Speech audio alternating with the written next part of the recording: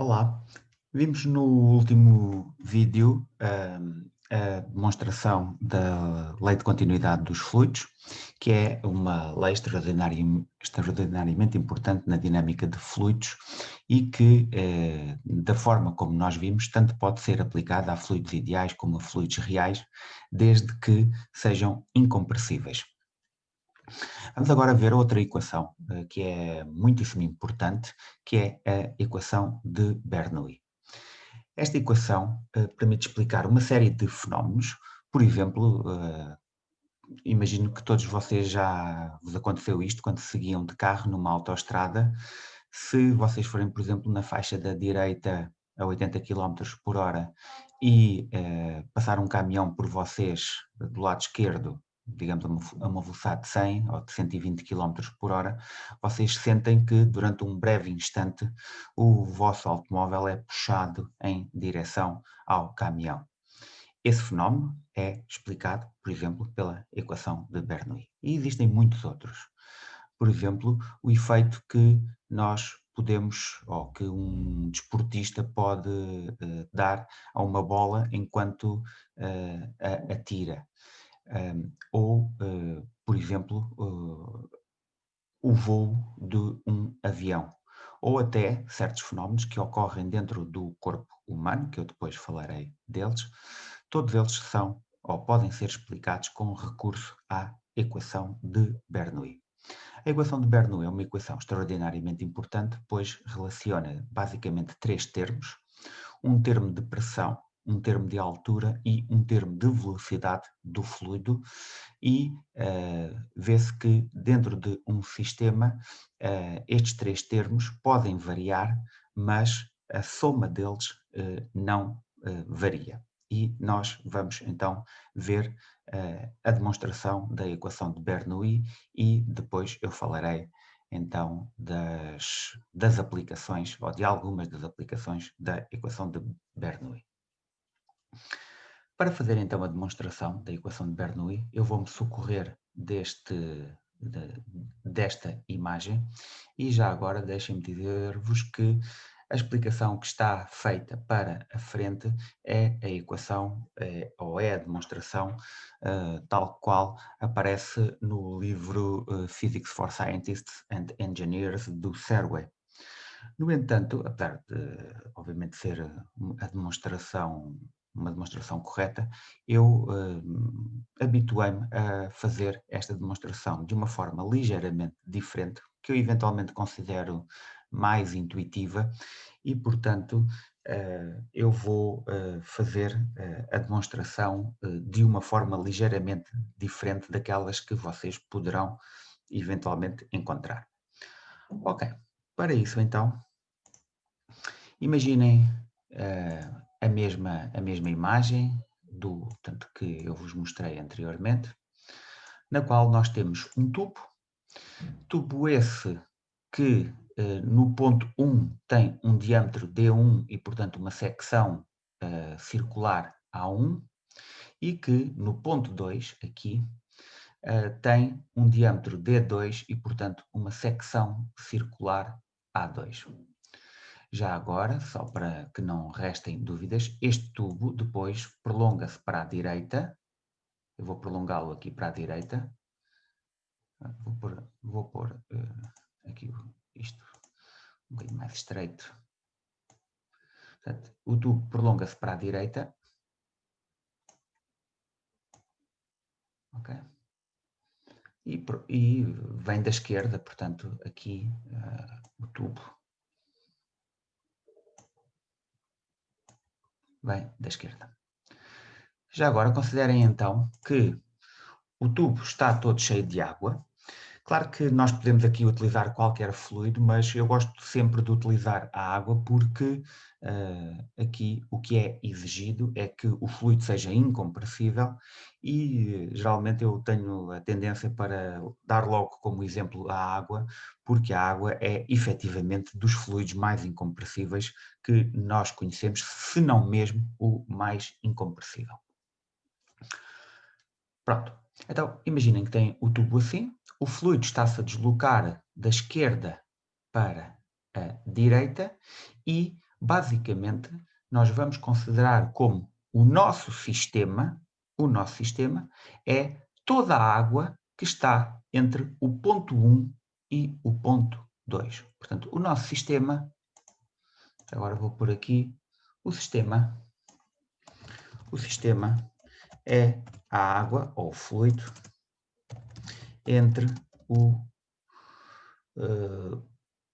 ponto 1 e o ponto 2. Vou pôr assim para ficar mais...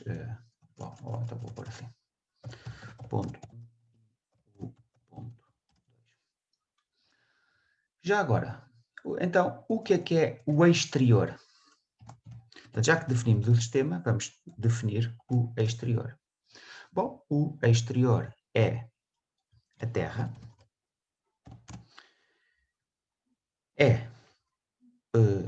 ou são as paredes do tubo entre os pontos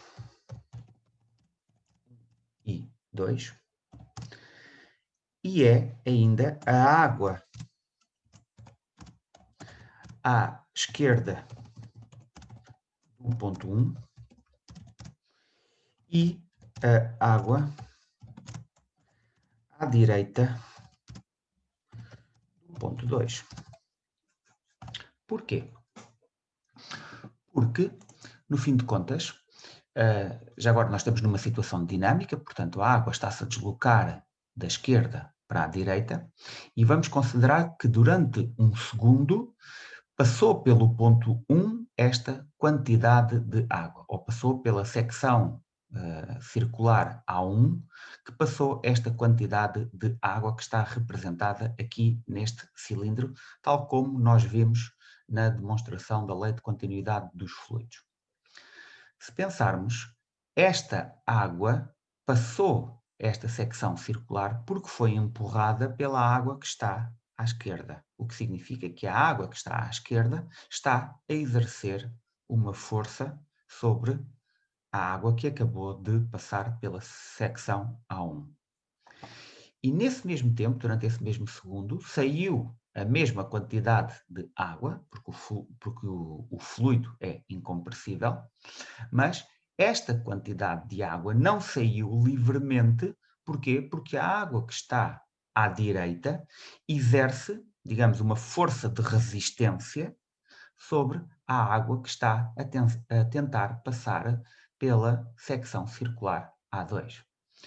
E, portanto, eu, para além da Terra, das paredes do tubo, e aqui estou a considerar estas paredes do tubo, aqui, também tenho que considerar no exterior do sistema a água que está à esquerda, uma vez que ela empurra a água que acabou de entrar no sistema, e a água que está à direita do sistema, uma vez que ela dificulta a saída da água através do ponto 2 ou através desta secção circular A2.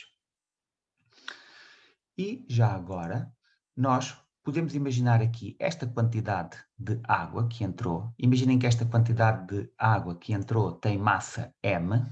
Eu vou pôr aqui a massa M, vou pôr assim. Por uma letra um bocadinho mais larga.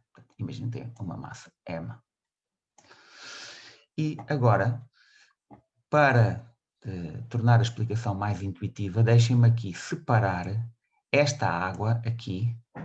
Vou separar esta água em porções, todas elas com massa M. Portanto, imaginem que cada uma destas porções de água tem massa M também, tal como a porção que saiu. Desculpa, isto é difícil de estar a desenhar com o rato. Mas pronto, cada uma destas porções tem massa M, que é a massa de água que entrou num tempo ΔT, que eu vou, por exemplo, considerar um segundo, e que é também a massa de água que saiu neste mesmo segundo. Agora, a ideia fundamental é a seguinte. Nós sabemos da mecânica que o somatório do trabalho das forças externas o somatório do trabalho das forças externas é igual à variação de energia cinética. Isto é uma lei da mecânica que está, portanto, na verdade, é esta a lei que está na base da equação de Bernoulli. Então, já agora eu vou fazer, então, vamos ocorrer assim. Então, partindo desta lei, o que é que nós temos? Como forças externas, então, temos a força gravítica, a força do tubo sobre o líquido, a força do líquido que está à esquerda do ponto 1 e temos a força do líquido que está à direita do ponto 2. Então, eu vou ver o somatório do trabalho destas forças e vou igualar isso à variação de energia cinética. Então, eu vou ficar com o trabalho, primeiro, o trabalho da força gravítica. O trabalho da força gravítica. Mais o trabalho da força do líquido que está à esquerda sobre o líquido que acabou de entrar no tubo e eu chamo a esta força a força 1. Portanto, porque é a força, digamos, que está aplicada no ponto 1. Mais o trabalho da força 2, que é esta força que está aqui indicada através desta seta azul e que é a força que o líquido que está à direita do ponto 2 exerce sobre a porção de massa M de líquido que está a sair do ponto 2. E, portanto, trabalho da força 2. Mais o trabalho da força do tubo ou da força das paredes do tubo sobre o líquido. E, portanto, nós podemos ver estas forças como uma reação normal do tubo sobre o líquido que está dentro dele, e, portanto, eu posso ver o trabalho da reação normal igual, então, à variação, portanto, à variação da energia cinética. E agora falta aqui só um delta que eu não consigo pôr, vou pôr assim à mão. Agora, nós sabemos que o trabalho, em física, o trabalho é o produto interno entre a força e o deslocamento. Portanto, é o produto interno entre a força e o deslocamento. E, como vocês sabem, o produto interno é calculado, ou pode ser calculado, multiplicando a norma dos vetores pelo cosseno do ângulo entre esses mesmos dois vetores. E então, vamos ver, primeiro, o trabalho da força 1 e o trabalho da força 2. O trabalho da força 1, vamos pôr aqui, o trabalho da força 1 é igual, o trabalho da força 1 é então igual à força 1 vezes o deslocamento durante o qual essa força foi aplicada. E, portanto, durante um segundo, esta força aplicada pelo líquido da esquerda sobre o líquido que está a entrar no tubo, esta força foi basicamente aplicada durante um deslocamento ΔX1. E, portanto, é F1 vezes ΔX1. Falta o delta, eu já o vou colocar.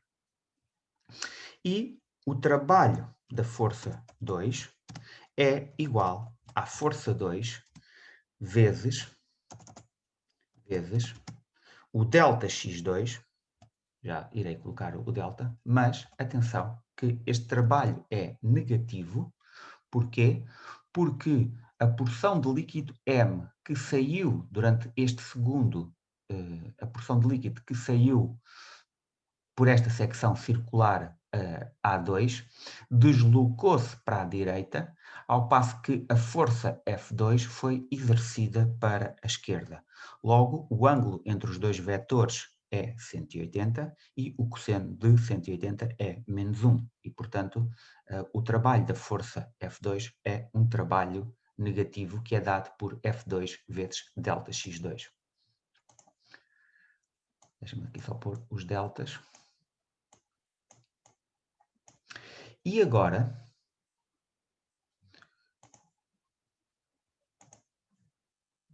eu posso agora escrever cada uma destas equações da seguinte forma. Ora, a pressão é igual à força a dividir pela área, o que significa que a força é igual à pressão vezes a área. E, portanto, eu posso escrever isto, portanto, eu posso escrever a força como P1 vezes A1 vezes delta, agora vou pôr assim, delta X1, e o trabalho da força F2 é então P2 vezes A2, ou menos, desculpem, faltou menos, vezes delta X2. E, portanto, já sei, então, o trabalho das forças F1 e F2. Por outro lado, o trabalho da força gravítica é, segundo outra lei da dinâmica, o trabalho da força gravítica é igual a menos a variação da energia potencial. E, portanto, nós sabemos que, então, o trabalho da força gravítica é igual a menos variação da energia potencial, bom, claro, da energia potencial gravítica. Ok, posso representar assim. E agora, portanto, se eu quiser utilizar esta equação, basicamente, o que é que eu devo fazer é, neste segundo, ver qual foi a variação de energia potencial gravítica.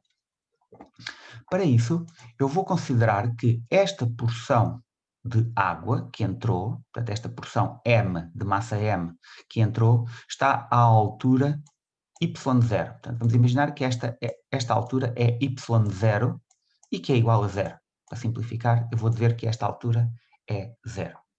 E vou considerar que a porção que saiu está a uma altura y, que eu agora, portanto, pode ser a altura que nós quisermos, mas para já vou deixar apenas y. E agora, reparem o seguinte.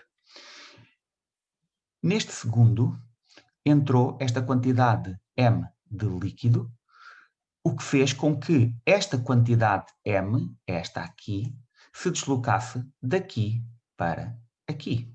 Ou seja, esta porção de líquido subiu um bocadinho a sua altura.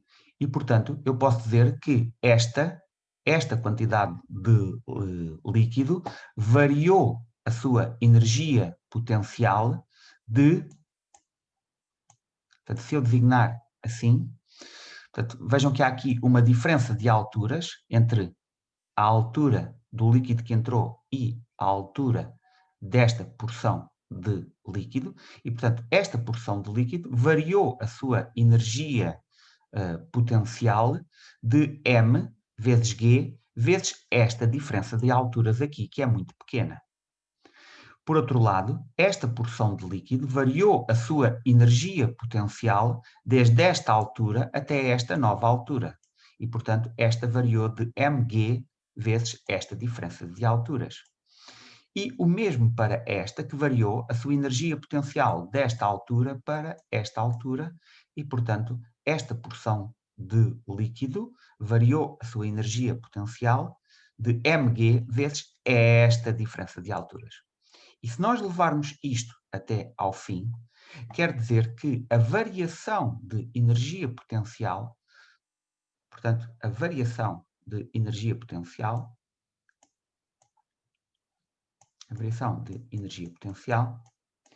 é igual, basicamente, a M vezes G vezes Já agora, eu vou chamar a esta altura aqui y2 e vou chamar a esta aqui não y0, mas y1, uma vez que é a altura do ponto 1. mg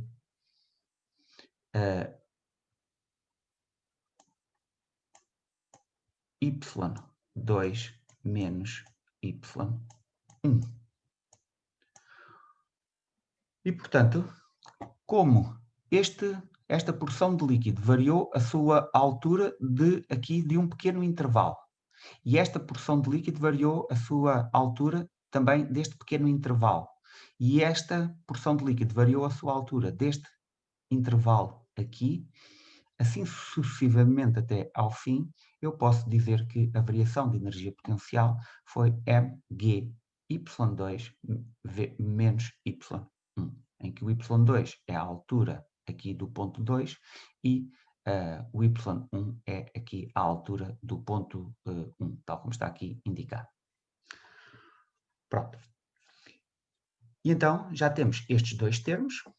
Agora falta o trabalho da reação normal. Reparem que a reação normal do tubo sobre o líquido, neste ponto, é assim. Portanto, é uma força assim. E neste ponto é assim. E neste ponto é assim. E neste ponto é assim. E em qualquer ponto.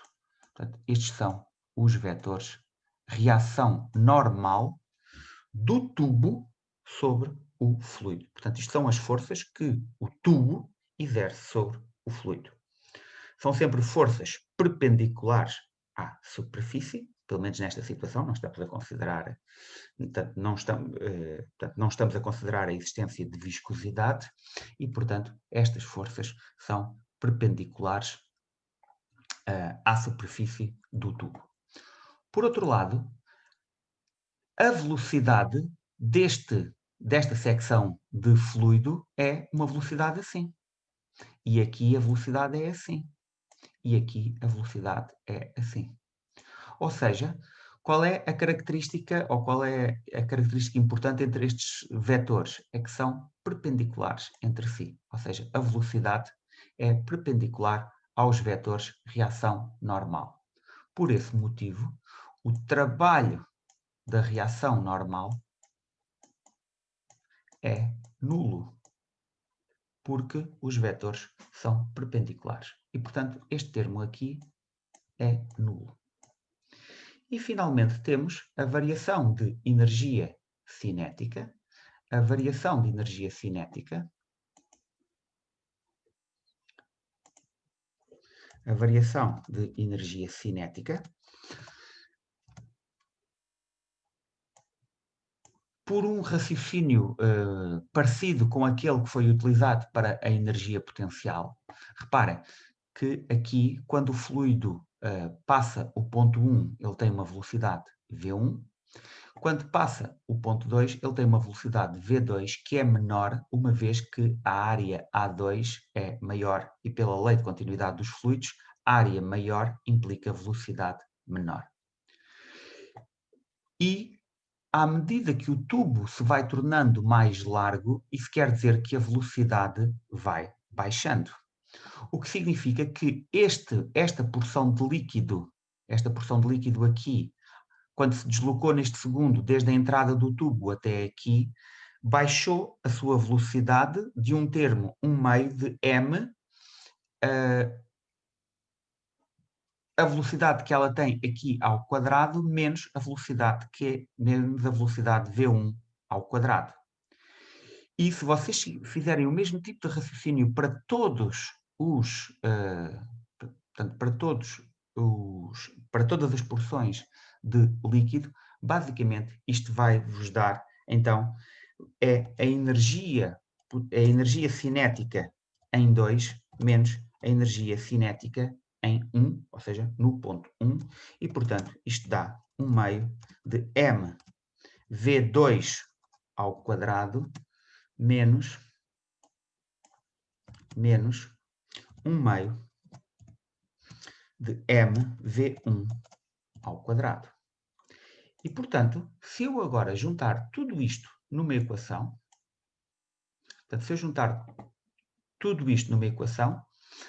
então, O trabalho da força gravítica é igual a menos variação da energia potencial. E então, isso significa que vai ficar, então, como? Agora vou pôr aqui assim, bem grande, que é para termos espaço para escrever isto tudo.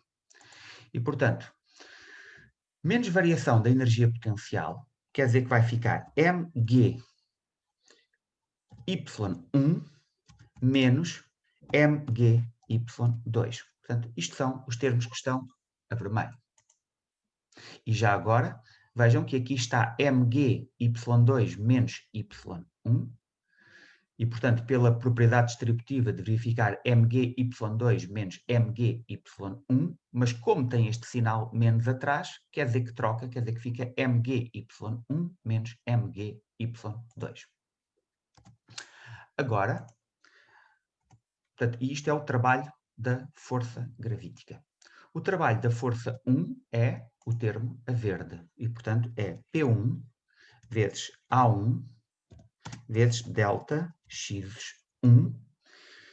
E agora, o trabalho da força 2 é, bom, já agora menos P2, porque é mais o trabalho da força 2, bom, mas o trabalho da força 2 é negativo, portanto eu ponho já o sinal negativo, menos P2 vezes A2, vou pôr assim, A2, vezes delta x2. Eu depois já vou pôr os deltas. Depois, mais 0, que é o trabalho da reação normal.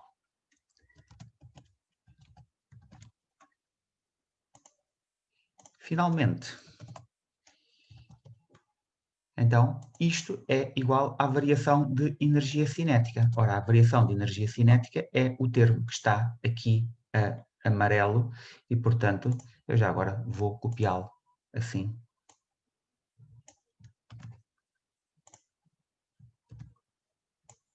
E, portanto, fica assim. E agora, o que é que podemos fazer a esta equação? Bom, para já, nós podemos lembrar-nos do seguinte, portanto, da equação da densidade, em que a densidade, o ρ, a densidade, é igual à massa a dividir pelo volume, ok? E, portanto, a massa é igual à densidade, igual ao ρ, vezes o volume. E, portanto, eu posso ir substituir a massa pela densidade vezes o volume. Já agora, que volume é este? Bom, é o volume da massa portanto, de cada uma destas porções de líquido. Portanto, é o volume desta secção.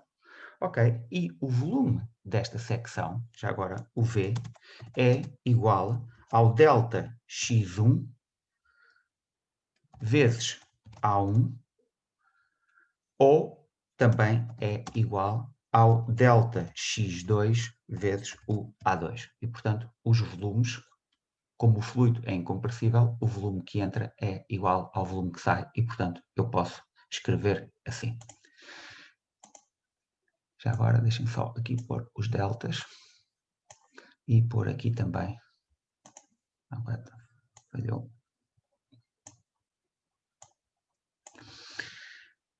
Dito isto,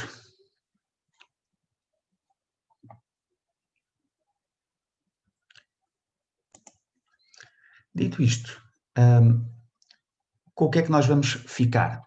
Já agora, então, reparem que este termo aqui, este termo é o volume, e este termo, o A2 delta x2, isto também é o volume. E se eu agora dividir todos os termos pelo volume, se eu dividir todos estes termos pelo volume, aqui eu vou dividir a massa pelo volume, portanto, aqui vai ficar ρ, aqui vai ficar ρ, Aqui vai cortar estes V's, porque eu vou dividir pelo volume, então vou tirar estes termos, e aqui vai basicamente ficar também ρ. E, portanto, a equação vai ficar desta forma, vai ficar ρgy1 menos ρgy2 mais P1 menos P2 mais 0 igual a 1 meio de ρ V2 ao quadrado menos 1 meio de ρ V1 ao quadrado. Agora, o que se vai fazer é, reparem que do lado esquerdo, todos os termos com o índice 1 são positivos, todos os termos com o índice 2 são negativos, e do outro lado, do lado direito, acontece exatamente o oposto. Ou seja, os termos com 2 são positivos, ou o termo com 2 é positivo, e o termo com 1 é negativo. Então, vamos passar todos os termos 1 para o lado esquerdo e todos os termos 2 para o lado direito. E agora aqui, sim, já posso voltar aqui e, basicamente, estamos de uma forma mais ou menos análoga a esta equação. Vamos passar, então, todos os termos 1 para um lado e todos os termos 2 para outro e ficamos, então, com a equação apenas com termos positivos. Então, o que é que nós temos? Temos termos de pressão, o P1 e o P2, temos termos de altura, que é o ρgy1 e o ρgy2, e temos termos de velocidade, o 1 meio de ρ V1 ao quadrado e o 1 meio de ρ V2 ao quadrado. E o que é que isto significa? Ou o que é que a equação de Bernoulli nos diz? Diz-nos, então, que apesar de cada um destes termos poder variar, a soma deles, os três, não se altera dentro, portanto, para pontos do sistema. E, portanto, para quaisquer dois pontos dentro do sistema, e já vimos que o sistema era o líquido entre os pontos 1 e 2, portanto, escolha eu que ponto escolher. Estes termos vão variar, mas a soma deles não vai variar, ou seja, a soma deles é constante. Pronto. Já agora, apresento-vos aqui uma demonstração da equação de Bernoulli através de um dispositivo que é designado como tubo de Venturi. E, basicamente, no que é que consiste este tubo? Este tubo consiste, basicamente, num tubo com secções circulares diferentes, na qual, por exemplo, vocês fazem passar um fluido. Neste caso, até podemos considerar ar. E o que é que nós sabemos? Da lei de continuidade dos fluidos, nós sabemos que quanto menor a área, maior a velocidade. O que significa que nesta secção do tubo a velocidade é maior. Ao passo que nesta secção do tubo a velocidade é menor. Como a altura das duas secções é a mesma, nós podemos desprezar o termo de altura e ficamos só com o termo de pressão e com o termo de velocidade. Então, a soma desses dois termos tem que ser igual tanto no ponto P1 como no ponto tanto no ponto 1 como no ponto 2. O que significa que se aqui a velocidade é menor, a pressão é então maior, ao passo que no ponto 2 a velocidade é maior, logo a pressão é menor, e é isso que está exemplificado através desta figura. Ou seja, portanto, este aparelho está a medir a pressão do fluido no ponto 1 e no ponto 2, e vocês veem que aqui no ponto 1 a pressão é maior, no ponto 2 a pressão é menor. Já agora vocês podem fazer isto com um dispositivo que mede mesmo as pressões, mas também podem ver, por exemplo, com esta construção. Portanto, cá está o tubo de Venturi com secções diferentes, portanto, esta secção é mais larga, logo a velocidade é maior.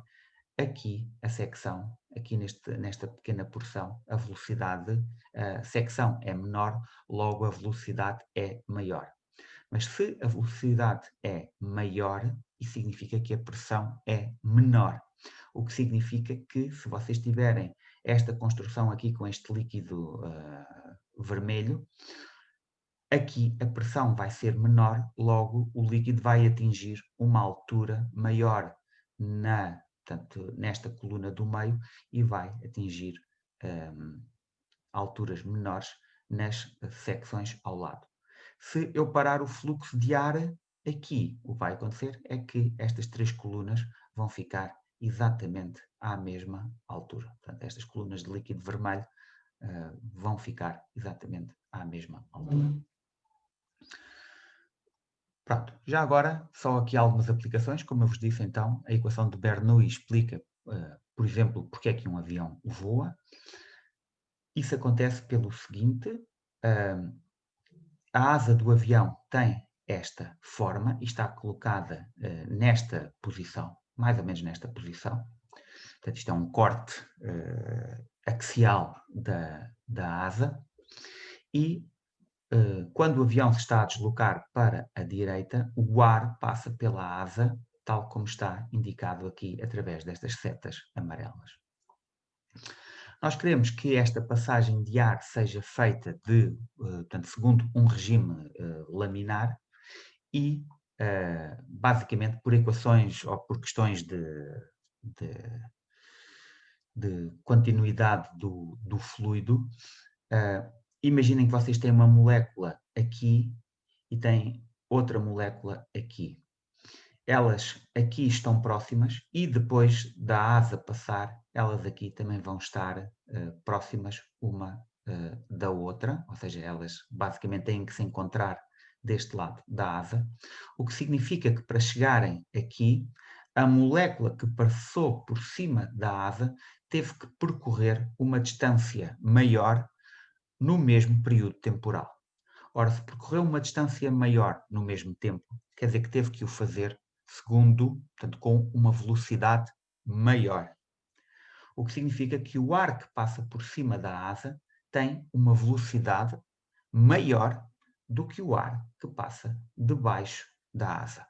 Ora, pela equação de Bernoulli, velocidade maior significa pressão menor. Então, o que é que isso vai fazer? Isso vai fazer com que no cimo da asa surja uma baixa pressão, aqui representada através da letra B, e na parte de baixo da asa surja uma alta pressão, representada pela letra A.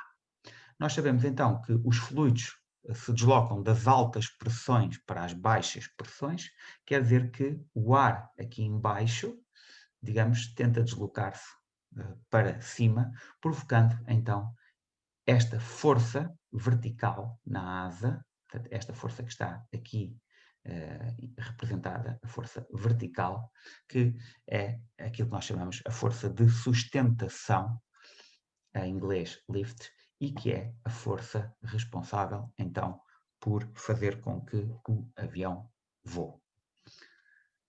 Pronto. O mesmo efeito, já agora, explica. Por exemplo, todos vocês já viram um jogo de futebol. Todos vocês já viram um jogo de futebol. E, por exemplo, imaginem que vocês têm aqui a grande área. Imaginem que isto é a pequena área e isto é a grande área. Ok, foi um bocadinho mal desenhado. E está aqui a marca de penalti. E está aqui a baliza. E está aqui a meia-lua. Ok, assim muito mal desenhada. Agora, imaginem que um jogador está aqui e está aqui a barreira. Portanto, está aqui a barreira do jogador de adversários.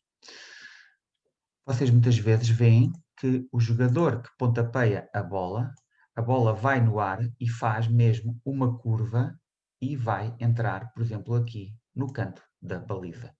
Esta curva no ar não é aparente, é uma curva bem real. E porquê é que esta curva é bem real?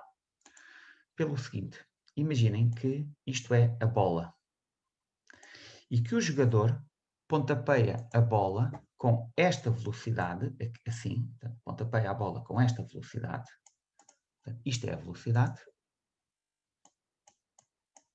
isto é a velocidade, só que a bola, quando é pontapeada, é também colocada a rodar desta forma assim. Portanto, a bola está-se a deslocar para a direita e para cima, mas também está a rodar, neste caso, no sentido horário. Ou no sentido anti-horário, desculpem. Agora, imaginem o ar, portanto, a bola está-se a deslocar nesta direção, significa que ela está a passar pelo meio do ar. Então, imaginem que o ar está a fazer isto, portanto, o ar está a fazer isto e está a fazer isto. O que é que vai acontecer? Deste lado, a bola, como está a rodar no sentido anti-horário, deste lado, a bola vai facilitar a passagem do ar, o que significa que vocês, deste lado, vão ter uma velocidade do ar que é, digamos, aumentada pelo facto da bola estar a rodar. Ou eu até podia representar aqui. Desculpa. Portanto, deste lado, a velocidade do ar é aumentada. Já deste lado, como a bola está a rodar no sentido anti-horário e está a rodar contrariamente à passagem do ar, significa que a bola vai atrasar a passagem do ar. Logo, vocês deste lado têm, desculpem, deste lado,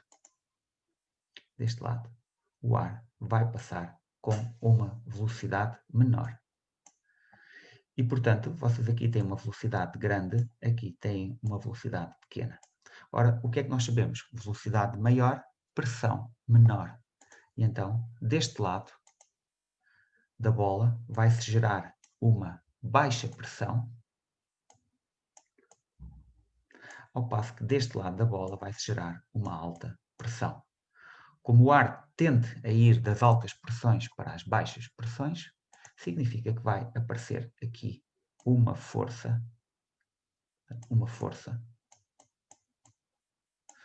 para a esquerda na bola, e é essa força que faz com que a bola, enquanto vai no ar, descreva esta curva para a esquerda, que é uma curva bem real. Já agora, só aqui um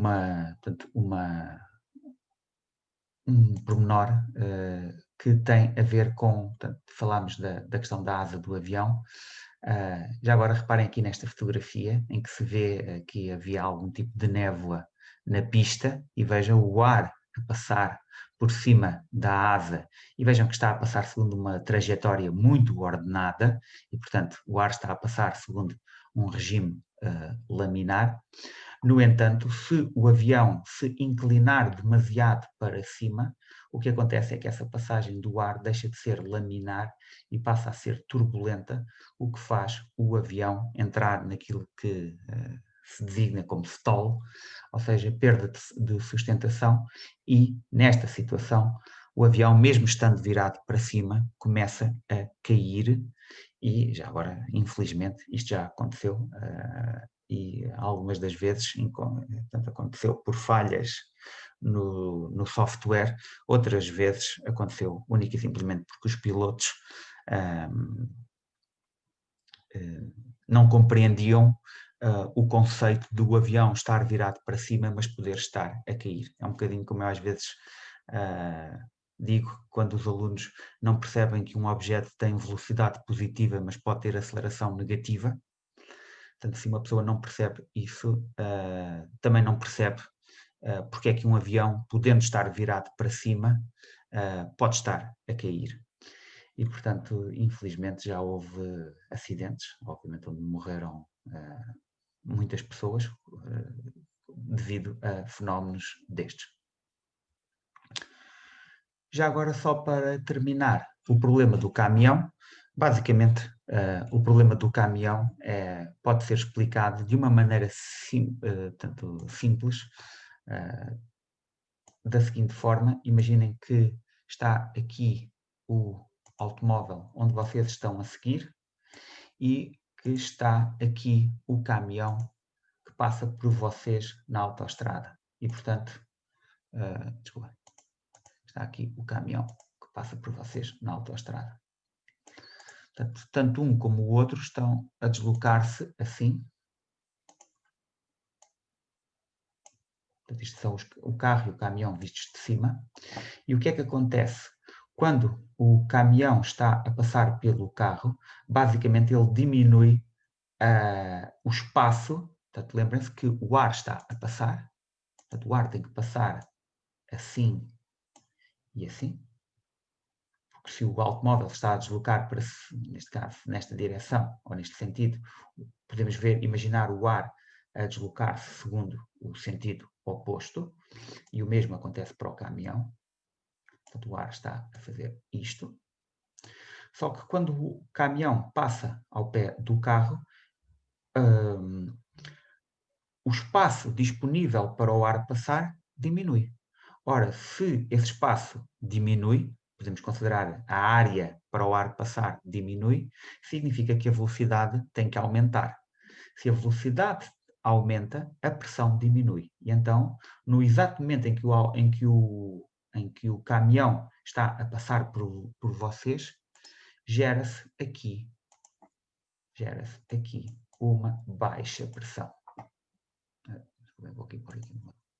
Gera-se aqui uma baixa pressão e por isso, como deste lado do carro está uma alta pressão, ou digamos está a pressão normal, e deste lado do caminhão também está a pressão normal, bom, mas neste caso o que nos interessa é o que está a acontecer ao carro, vocês sentem uma força da esquerda ou da direita para a esquerda que empurra o vosso carro em direção ao caminhão e é exatamente esse o efeito que, como vos disse, é explicado pela equação de Bernoulli. Pronto. Já agora, só para terminar, a equação de Bernoulli também explica, por exemplo, portanto, ajuda a começar a explicar o fenómeno de infarto do miocárdio da seguinte forma. Imaginem que vocês têm uma artéria que está parcialmente obstruída. Isso significa que na zona da obstrução a velocidade do sangue é maior, logo a pressão será menor. Mas digamos que ainda estamos numa situação de equilíbrio entre as forças exercidas pelos tecidos que estão à volta e a força exercida pelo sangue sobre as paredes do vaso. No entanto, agora imaginem que esta pessoa, que tem então este problema, por exemplo, sobe um vão de escadas muito rapidamente. Ao subir o vão de escadas muito rapidamente, o fluxo sanguíneo tem que aumentar. Se o fluxo sanguíneo aumenta, significa que a velocidade do sangue tem que aumentar. E se a velocidade do sangue aumenta nesta região que está parcialmente obstruída, isso significa que a velocidade aumenta ainda mais. Ora, e se a velocidade aumenta ainda mais, significa que a pressão vai diminuir. E se a pressão vai diminuir, então as estruturas adjacentes a esta artéria vão conseguir exercer uma força de compressão sobre a artéria que não vai ser igualada pelas forças internas do sangue sobre as paredes do vaso, e isso vai levar à oclusão do vaso, ou seja, aquilo que se designa ao fenómeno isquémico, que é a interrupção temporária do aporte sanguíneo a uma determinada região do nosso corpo, e isto obviamente é mais dramático se for, por exemplo, portanto, se acontecer ou no coração ou no cérebro. Ok? Portanto, vejam que até mesmo na descrição de um fenómeno isquémico que está na base do infarto de miocárdio, se for prolongado,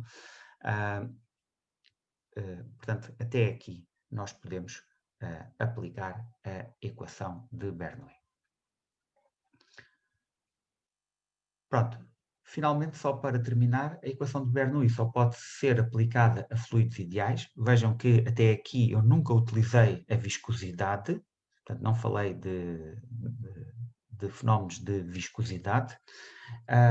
E, portanto, já agora, se quiserem, portanto, se virem que eu dou a viscosidade para um fluido, então, por favor, não utilizem a equação de Bernoulli.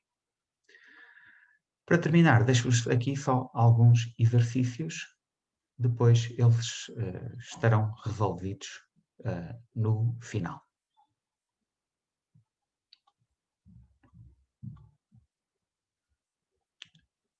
Pronto. Despeço-me então aqui. Muito obrigado pela vossa atenção. Adeus. Com licença.